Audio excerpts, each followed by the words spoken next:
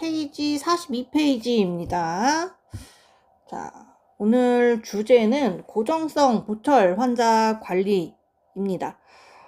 크라운 브릿지를 장착한 환자분들을 임상에서 어떻게 관리하고 교육하는지에 대해서 중점적으로 다뤄볼 거고요. 시작 전에 딱 한 가지 여쭤보도록 하겠습니다. 자, 우리 선생님들 주변에 크라운이나 브릿지 하신 분들 계세요? 아마 저도요 라고 하실 수도 있어요.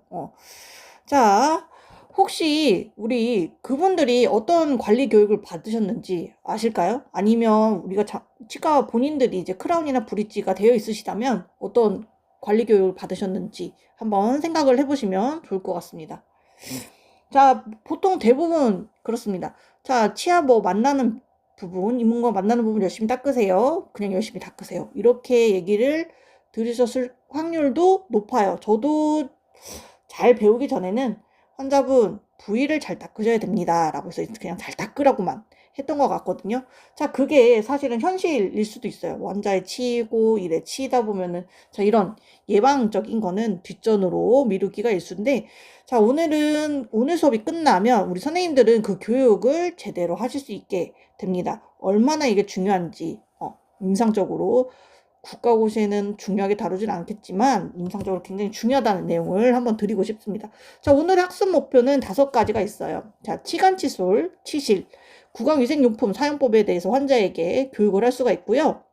두 번째는 보철 치료 후 합병증과 대처법을 설명을 할 수가 있고, 세 번째, 정기검진과 리콜 시스템의 필요성을 설명을 할 수가 있고요. 네 번째, 근감 및 가공의치 장착 후 주의사항을 설명할 수가 있고, 다섯 번째, 오늘 고정성 보철물 유지 관리 실패 원인을 열거할 수 있습니다. 자, 다음 5가지를 오늘 잘 배워보고 꼭 치과에 계신 분들이 있다면 치과에 가서 꼭 활용을 잘 하시고 어떤 마음으로 우리가 환자에게 고정성 보철물 관리를 알려드려야 되는지 잘 알고 계셨으면 좋겠습니다. 자, 1부 먼저 보겠습니다. 자, 고정성 보철 환자의 구강위생 관리입니다. 자, 핵심 개념 치료의 성공 여부는 사실은 원장님이 얼마나 잘하고 우리가 얼마나 인상을 잘 뜨냐 이것도 중요하겠지만 장기적인 성공은 철저한 유지 관리라고 보면 되겠습니다.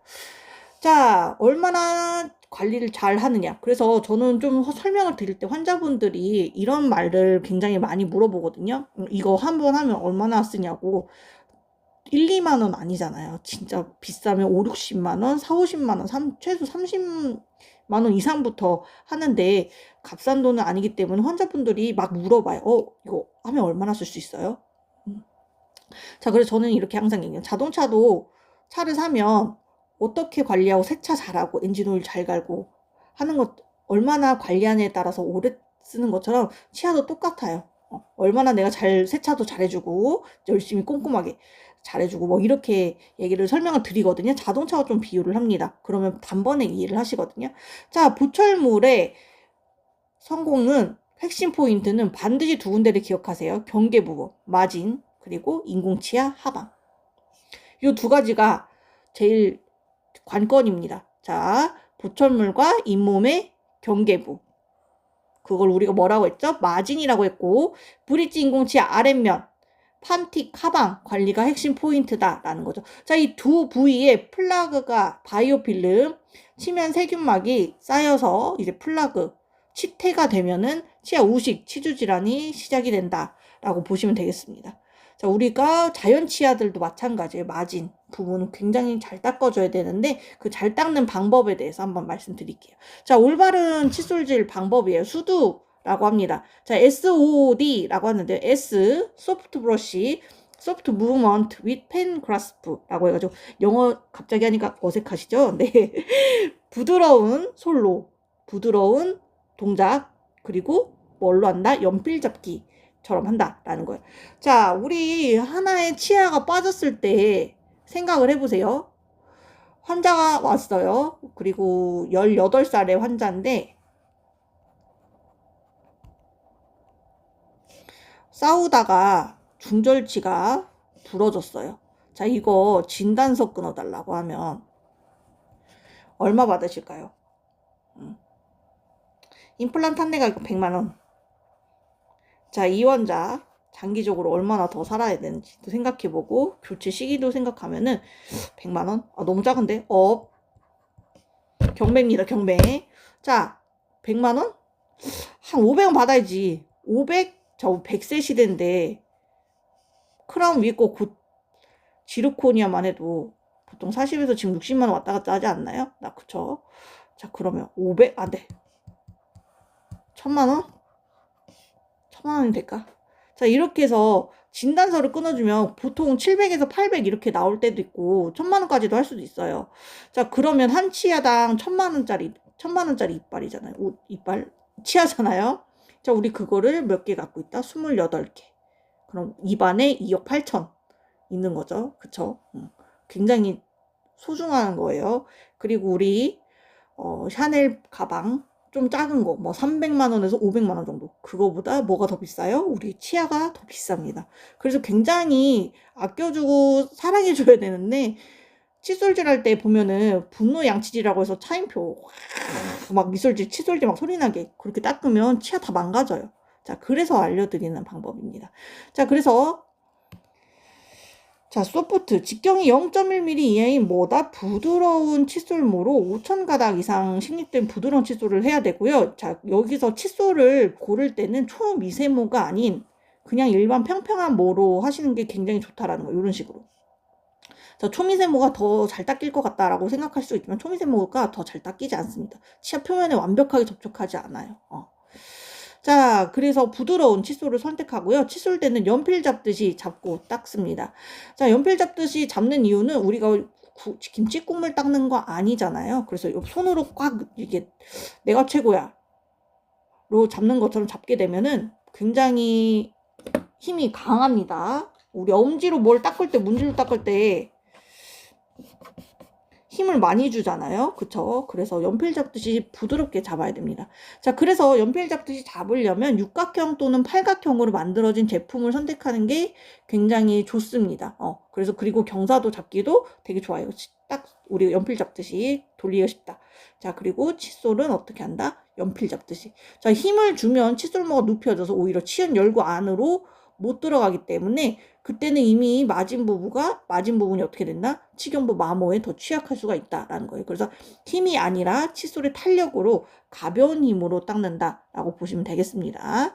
자, 두 번째입니다. 5예요. 5. Open your mouth and look at the target tooth라고 해가지고 입을 벌리고 닦아라라는 거예요. 그리고 어디를 닦을지 너가 정확하게 봐라 라는 거죠. 자, 입을 크게 벌리고 칫솔모가 치아에 접촉하는 것을 뭘로? 눈으로 확인을 해야 된다 라는 거죠.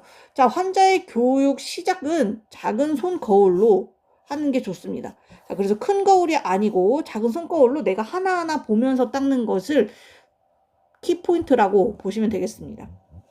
자, 그리고 또 5예요. one by one do that scrub 해가지고 치아는 하나씩 닦아야 된다라는 거죠. 자, 이렇게 45도 각도로 기울이고 칫솔모가 치아의 근원신 인전면에 빠져나오지 않게 완벽하게 밀착된 상태에서 원을 그리면서 움직이듯이 작은 원을 그리는 겁니다. 자, 그래서 한 치아당 20회에서 30회, 또 넘어가면 20회에서 30회. 자, 1대2 힘을 준다, 안 준다? 절대 안 준다. 굉장히 가벼운 작은 힘으로 살살살. 자, 이 기법은 약간 변형바스법 원리와 조금 동일한데 환자에게는 살살 두드리듯이 치아와 잇몸 사이를 자극한다 라고 표현하면 좀 이해가 빠릅니다. 절대 힘 주시면 안 돼요. 치아에서 요거 닦을 때 삭삭삭 소리 나는 게 닦으시는 게 아니에요. 자, 그래서 접촉만 해서 유지하는 정도의 힘을 닦아줘야 된다. 여기 그러면 초미세모는 요렇게 사이가 밀착이 안 되거든요. 근데 이제 평평한 일반모를 닦게 되면 부드러운 일반모를 닦게 되면 치간 사이까지는 완벽하게 들어가지 않지만 전체 치면을 이렇게 다 만날 수가 있다라는 겁니다. 자, 그래서 하나씩 닦는다라는 거예요. one by one. 자, D입니다. deeper to the gum 이라고 해가지고 칫솔모는 반드시 어디에 들어가야 된다? 치은 열구. 그래서 우리가 치경부에 있는 치은 열구에 살짝 들어가게 놔야 된다라는 거. 자, 세균은 치아 표면이 아니고 우리가 치아에 요 표면은 자정작용이 잘 돼. 음식물이 지나다니면서 뭐 우리가 김치, 밥, 다니면서 여기는 자정작용이 잘 돼요. 어디가 안 된다? 요 밑에 있는 어디? 치주역 이제 배웠죠. 치은 열구. 자, 이 부분이 굉장히 세균이 많이 살기 쉽다라는 거예요. 그래서 협면, 살면, 칫솔질, 칫솔모가 교환면은 덮지 않는 게 어떻다? 올바른 각도다라는 거예요. 자, 그래서 위에 이렇게 닿는 것처럼 밀착해서 닿고 하나하나 잘 닦는다. 라는 거죠. 자, 반드시 이렇게 닦아주셔야 된다. 칫솔문 교환면 덮지 않고 45도 각도로 잇몸 안에 깊게 넣어서 닦는다. 그리고 가벼운 힘으로 닦는다. 이게 포인트입니다. 나의 치아를 지키는 방법. 교수님, 그럼 이렇게 닦으면 하나 닦는데 너무 오래 시간 걸리는 거 아니에요? 그렇죠. 오래 걸리죠. 하나당 20회에서 30회씩 닦으면 15분, 처음에 닦으면 15분 넘습니다. 넘는데, 자, 우리 인터넷 유튜브 보는데 3분, 릴스 보는데 최대 1분. 자, 그거 하루에 몇 개 보는지 생각해 보시면 그거보다 더 적은 시간이에요. 우리가 하루에 수십 번씩 그냥 막 닦지 말고 정확하게 닦아야 된다라는 것을 굉장히 잘 알고 계셔야 됩니다. 그래서 매번 하라고 하면은 힘들 수가 있으니까 아침, 저녁만, 특히 저녁을 더 제대로 닦으시는 것을 저는 추천을 환자분들한테 그렇게 말씀드려요. 매일 이렇게 닦으면 힘들어요. 그래서 저녁에 한 번씩이라도 내 치아에 1,000만 원짜리 치아에다가 투자하신다고 생각하시면 15분 아깝지 않으시죠? 명품백 가방 닦는데도 글러브 끼고 다 만지시면서 치아는 왜 그렇게 막 다루시는지 이렇게 말씀을 드립니다. 자, 그리고 이제 밑으로 가시면 치간 칫솔을 쓰셔야 돼요. 교수님, 치실 쓰면 되잖아요. 왜 치간 칫솔 쓰세요? 치실은 정확하게 우리도 전문가처럼 하는 게 아닌 이상 일반 환자들은 정확하게 닦을 수가 없어요. 그래서 치아 사이를 닦는 것은 선택이 아니라 필수라고 보시면 됩니다. 자, 그래서 우리가 입안에 있는 전체 세균을 병원체 요인을 제거를 해줄 때 100%에서 한 60%, 70%는 위에 칫솔로 제거를 했다면 나머지 부분은 어디 있다? 치간 사이에 있다라는 거. 근데 이 치간 사이는 뭘로 닦아야 되나? 치간 칫솔로 닦아야 된다라는 겁니다. 그래서 치실보다는 뭐다? 치간 칫솔이다. 다 제가 경험해본 바에 의해서 얘기를 해드린 거고, 저도 입안에 지금 스케일링 안 하고 산 지가 한 2년 반 정도. 그래서 정확하게 칫솔로만 건강한 구강 상태를 관리할 수 있다라고 확인을 받았거든요. 네. 자, 다 제 경험에 의해서 나온 거니까 믿고 한번 해보시면, 좋을 것 같습니다. 자, 이것도 S5D입니다. 자, 사이즈는 적당한 크기를 하는 건데요. 이 적당한 크기가 어떤 거냐면요. 인전면의 공간을 꽉 채워야 된다라는 거예요. 그래서 그냥 여기 가볍게 요 사이에만 가볍게 넣었다가 빼는 거는 비싼 이쑤시개라고 얘기를 하거든요. 정확하게 이 사이즈를 꽉 채워줘야 된다라는 겁니다. 자, 그래서 적정하게 압박감이 느껴지면서 마찰력이 느껴지는 게 뭐다? 최대한 적정 사이즈다라는 거예요. 자, 그리고 치아마다 이 공간, 요 공간 다 다르죠. 자, 그러니까 1번, 2번, 3번 크기가 다 다릅니다. 자, 그래서 치아마다 다른 크기의 치간 칫솔을 쓰시는 게 맞아요. 하나가 꼭 작은 걸로 다 넣었다 뺐다 하면 여기는 가운데 요만큼만 닦이고 양쪽이 옆면 닦이지가 않기 때문에 우리가 충치가 어디서부터 생기냐면 여기 사이에 음식물이 절유하고 치면 열고 세균이 불러붙으면 시작하면서 여기 인전면에 충치가 생기는 거거든요. 그러니까 정확하게 닦아야 된다라는 겁니다. 자, 5. 자, 하루에 삽입부 제거는 1회. 여러 번 할 필요도 없고 딱 한 번만 정확하게 해도 된다라는 거. 사이즈가 정확하면 정확한 행위 한 번만이면 된다. 자, 오히려 작은 치간 칫솔의 크기는 이리저리 움직여 접촉시키려는 시도 효율성이 매우 떨어지고 치은을 다치게 할 수가 있기 때문에 한 번만 하면 좋다라는 겁니다. 자, 그리고 5예요. 자, 이렇게 정확한 치간 칫솔 쓰면요. 여기면 여기 사이까지 정확하게 완벽하게 닦인다라는 겁니다. 자, 5예요. once a day. 하루에 몇 번이다? 딱 한 번. 24시간에 한 번만 해도 완벽하게 해결이 된다라는 거죠. 자, 그래서 플라그가 성숙해서 치면 세균막을 형성하는데 24시간 정도 걸리기 때문에 그 전에 한 번만 파괴해주면 된다라는 거. 우리 아파트를 세균 아파트를 무너뜨린다. 자, 그래서 환자에게는 밥 먹을 때마다 안 하셔도 돼요. 자기 전에 딱 한 번만 제발 해주세요. 그래서 부담을 줄여주시는 게 굉장히 좋습니다. 자, Direction is important라고 해가지고 삽입 방향은 제일 중요합니다. 자, 인접면에 존재하는 공간 들어가게 해서 세정하는 것이라서 누르는 게 아니라 길을 찾아 들어가는 거예요. 그래서 첫 번째는 치읓의 공간을 찾기 위해서 치읓 쪽에서 살짝 올려놓습니다. 자, 두 번째, 삽입구를 딱 찾으면 어떻게 한다? 수평 각도로 전환을 합니다. 그 다음에 살짝 각도를 밀어넣어서 끝까지 넣었다가 빼줍니다. 자, 이게 SOD 치간치술법입니다. 자, 사이즈는 어떻게 한다? 최대한 마찰력을 느껴서 꽉 쥐는 사이즈로 해야 되고, 자, 두 번째는 뭐다? 하루에 한 번만 넣어도 된다라는 거죠. 자, 보철물 장착 후 주의사항 가보도록 하겠습니다. 자, 보철물을 장착하고 귀가하는 우리 환자에게 미리 예고를 해주는 게 핵심입니다. 자, 불편함을 미리 알려드리면 환자의 신뢰도가 올라가고 불필요한 응급내원을 줄일 수가 있고, 미리 말하게 되면 설명이지만 나중에 말하게 되면 변명이다 라고 제가 임상하는 과목은 항상 누누이 얘기하는데요. 그래서 항상 사전에 미리 얘기를 해주는 게, 주의사항을 얘기해 주는 게 굉장히 중요하다라는 겁니다. 자, 24시간 골든타임인데요. 자, 치과용 접착제가 화학적으로 완전히 굳어 최대 강도에 도달하려면 24시간 정도 소요가 됩니다. 자, 이때 하루에 껌, 떡, 엿, 카라멜처럼 끈적이는 음식은 드시면 안 됩니다. 보철물이 그대로 딸라 올릴 수 있어요. 적어도 드시고 싶으면 내일 이후부터 천천히 드시는 게 좋습니다. 그리고 웬만하면 껌, 떡, 엿, 이거는 특히 엿 최고의 보철물 제거제입니다. 그래서 이거 드시지 않는 게 제일 좋다라고 꼭 설명을 해주시는 게 좋겠죠. 자, 두 번째는 감각의 적응이에요. 우리가 설명드릴게. 자, 우리 입안은 머리카락 한 올 50 마이크로미터라고 해서 정말 미세한 것도 감지하는 예민한 기능. 그래서 우리 뭐 들으면 뭐 들어갔어 막 이렇게 하잖아요. 자, 그것처럼 새로운 보철물 초기에는 거대한 일물질로 인식될 수가 있고요. 혹은 볼이나 혀를 깨무는 느낌이 날 수도 있습니다. 자, 그래서 우리가 뇌가 치아 형태를 내 것으로 인식하는데 한 1, 2주 정도 걸려요. 자, 그래서 이렇게 말씀드리면 좋죠. 자, 처음에는 뭐가 크거나 이상한 느낌이 드실 수도 있어요. 이건 완전히 느끼시는 이 감각은 정상적인 감각입니다.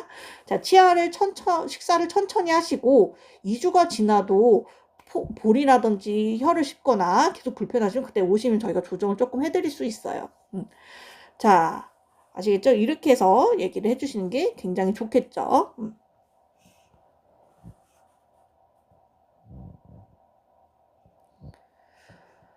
자, 주요 합병증 보도록 하겠습니다. 자, 지각감이 있어요. 이가 시려요라고 하는 거죠. 저 보철 치료 후 가장 흔한 합병증인데 생활치에서 주로 나타납니다. 자, 정상적인 반응과 병적 반응. 자, 가역적, 비가역적 두 가지 구분 꼭 하셔야 되는데, 자, 가역적인 것은 다시 신경이 돌아오거나 치아가 정상적인 상태로 돌아오는 거, 비가역적은 안녕히 계세요 여러분하고 떠나는 게 비가역적이죠.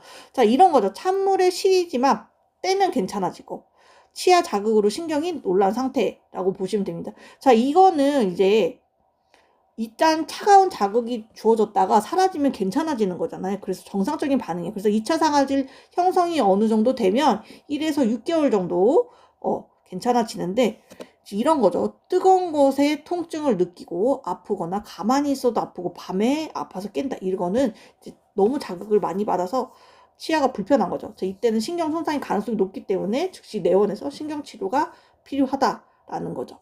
자, 그래서 이거 두 가지 지각감인에 대해서 좀 잘 알고 계시면 좋겠습니다. 자, 교합의 부조합니다. 높은 것 같아요. 자, 이거 굉장히 처음에 많이 나오는데요.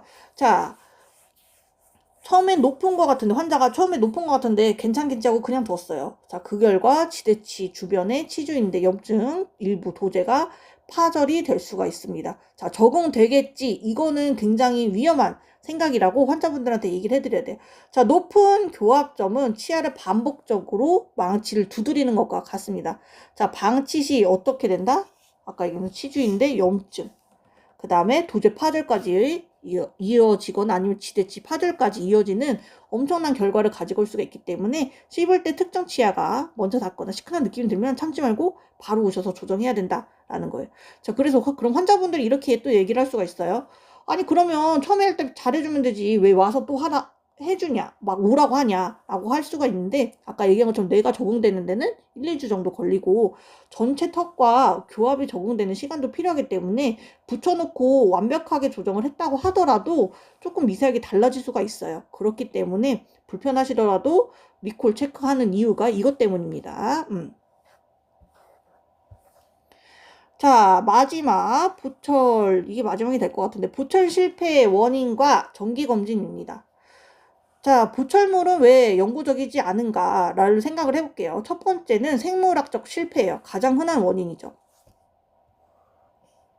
자, 환자분들이 뭐다? 시주질환으로 지대치가 흔들리거나 보철물 틈에 세균이 2차 충치가 생기는 거죠. 자, 밖에서 멀쩡해 보이는데 안에서 조용히 진행되는 것이 이게 특징입니다. 자, 두 번째, 그래서 2차 우식의 위험성과 치주질환의 원인은 항상 어디에 있다? 마진과 판티카방. 그래서 정기적인 탐침과 마진, 그리고 환자분이 뭐다? 올바른 칫솔질 방법으로 관리를 해주셔야 된다는 것을 꼭 얘기를 해주셔야 돼요. 아시겠죠? 자, 두 번째는 기계적 실패입니다. 자, 접착제가 용해돼서 보철물이 탈락하거나 오래된 경우, 그쵸? 단단한 음식, 제가 제일 많이 나오는 거 뭐죠?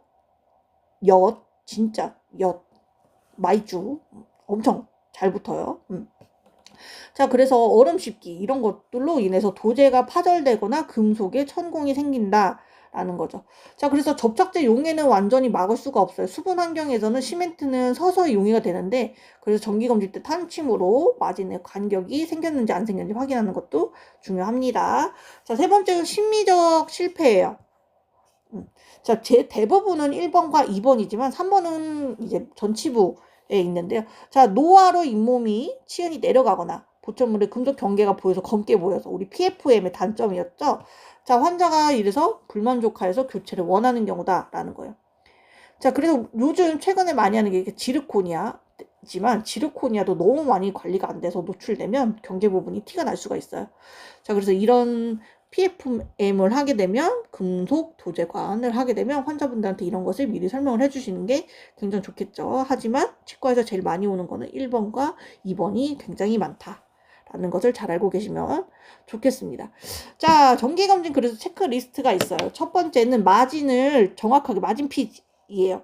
자, 탐침으로 마진을 쓱 긁어보는 거죠. 그래서 틈새를 확인해서 2차 우식이 있나 없나, 걸림 간격이 있나 없나 확인을 한번 하는 거고요. 자, 두 번째는 오크루절이에요. 교합지로 과부하된 부위를 확인하는 거예요. 그래서 원장님이 꼭 교합지 놓고 체크하는 이유가 이것 때문입니다. 자, 세 번째는 오랄 하이진 해가지고 환자의 직접 시연이죠. 자, 환자가 직접 치간 칫솔이라든지 칫솔질을 잘 하고 있는지 확인을 하는 거죠. 자, 그래서 환자에게 직접 시연을 부탁하는 게 핵심입니다. 얼마나 잘하고 있는가 우리가 눈으로 확인하는 거예요. 말로만 확인하면 아유 잘하고 있어요 라고 대답을 하는 게 환자분들의 대부분입니다. 자, 하지만 실제로 해보면 잘못된 방법을 쓰고 있거나 아니면 안 하는 경우들이 대부분 많기 때문에 환자분 아니면 선생님 저한테 한번 어떻게 하시는지 기고 드리면서 저한테 보여주시겠어요? 라고 해가지고 이 한마디가 정기검진에 우리가 질을 바꿀 수도 있습니다. 환자가 얼마나 더 오래 쓸 수 있느냐. 자, 오늘 다룬 내용 한 줄씩 제가 정리를 해보도록 할게요. 자, 구강위생의 핵심 포인트는 마진과 우리가 보철물, 판틱의 하박이라고 했습니다. 자, 수두기법으로 칫솔질과 치간 칫솔 사용을 교육을 해야 되고요. 자, 장착 후 골든타임은 몇 시간이다? 24시간 하루다 라고 했어요. 그리고 1주에 2주 정도 감각 적응 기간을 미리 설명을 해야 된다라는 거죠. 자, 합병증, 자, 가역적 과민과 비가역적 과민에 대해서 설명을 해드렸고, 자, 보철물이 높은 부분을 어떻게 한다? 절대 방치하면 된다, 안 된다? 안 된다. 꼭 와서 교합 조정하셔야 된다 라고 설명을 해야 됩니다. 자, 실패 원인은 생물학적, 기계적, 심미적 심리적 실패 원인 3개를 얘기를 했지만 제일 많은 것은 생물학적과 기계적이기 때문에 정기검진으로 조기 발견해서 미리 막는 게 좋다라고 했습니다. 자, 오늘 마지막 수업의 핵심 메시지는 보철물을 만드는 것보다는 어떻다? 관리하는 게 더 중요하다. 그 관리 교육을 하는 사람이 바로 우리 치과의생사라는 것을 잘 알고 계시면 좋고요. 오늘 배운 내용을 토대로 임상에서 환자 한 분 한 분께 제대로 설명해 드리는 것, 그게 어떻다? 보철물의 성공 치료를 높이는 일입니다. 자, 다음부터는 우리가 가철성 보철로 옵니다. 국소 의치로 오게 되거든요. 자, 여기서부터 내용이 많아지니까 잘 마음가짐 잘 해서 오시면 좋을 것 같고요. 오늘 수업 마치도록 하겠습니다. 감사합니다. 고생하셨어요. 안녕히 계세요.